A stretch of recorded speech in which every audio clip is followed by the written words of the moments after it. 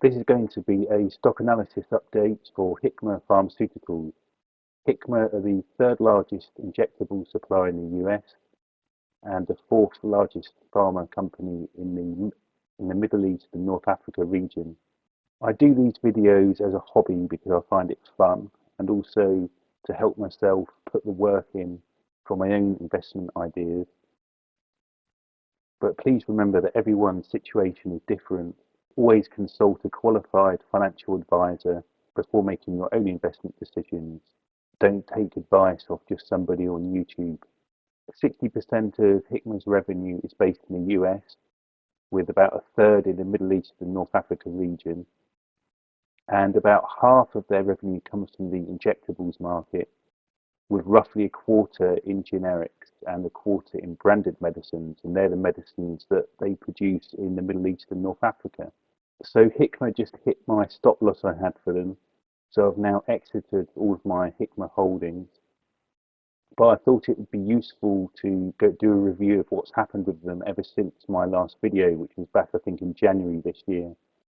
So the general backstory for Hikma was that although they've been performing really well, their share price had, from halfway through 2021, been in this fairly steady decline, fairly linear decline actually.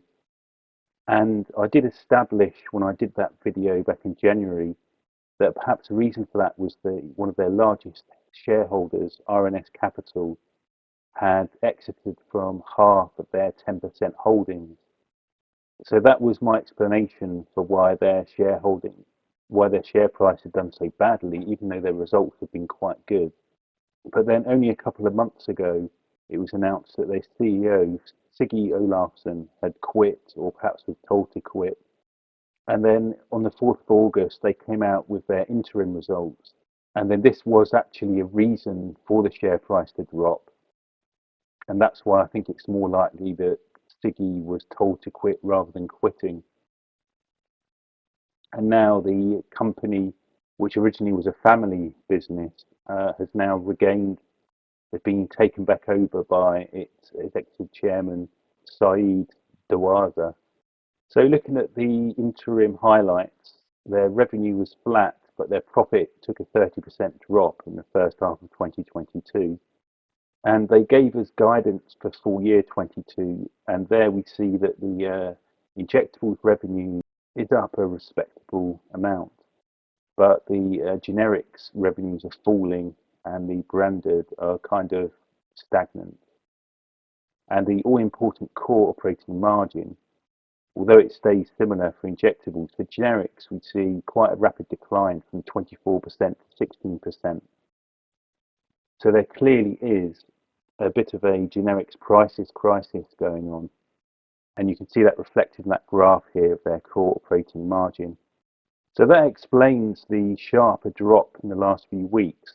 But actually, when you look at the results of the company since around 2015, you see that even with those drops in the generics area, their performance is quite good in the long term.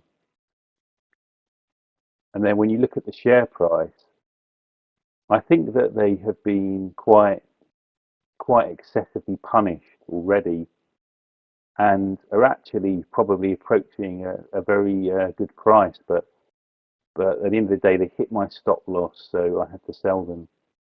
We see here, if we look at price to book versus price to earnings as well, how Hikma here are very well valued compared with the other pharma stocks. And I know they are generic, but most of their generics aren't the core generics market that's suffering from the pricing crisis. You know, half of their income comes from injectables, which unlike the normal generics, have a high barrier of entry, so that safeguards their future profits quite well. And I think having a quarter of their business selling stuff in the Middle East is quite positive as well. I think the Middle East is going to be going through a bit of a mini boom the next few years, thanks to the high oil prices. But I'm now managing most of my positions with stop losses, so at the end of the day, I have to sell them. But I put them on my watch list because when the time's right, I think there could be a bargain in the future. So to summarize, my final stop loss was hit, so I've had to sell. There's been a double whammy with them. They're generally a despised company, it seems, and there's a double whammy of the asset managers selling even when they were doing well, and then these bad interim results has led to a very poor performance for the share price. We've got the information now that there is a serious pricing crisis in the US, which is evaporating generic revenues and core margins. And it was notable that the injectables growth is kind of lackluster, despite the fact that they did spend $500 million worth of injectables acquisitions last year. I was actually expecting there to be a post-COVID bounce in sales because lots of people, they weren't able to access their doctors during COVID.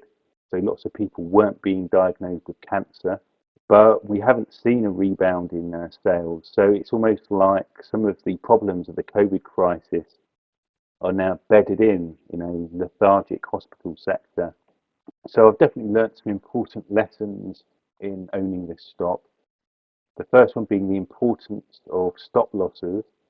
I think I got a bit too focused on macro stuff and stuff like the oil price and the energy crisis and other big things that have been going on.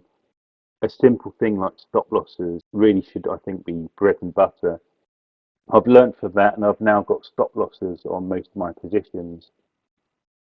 And for stuff that I'm bearish about or stuff I don't really like anymore, want to get rid of anyway, I've been setting a 10% hard stop loss.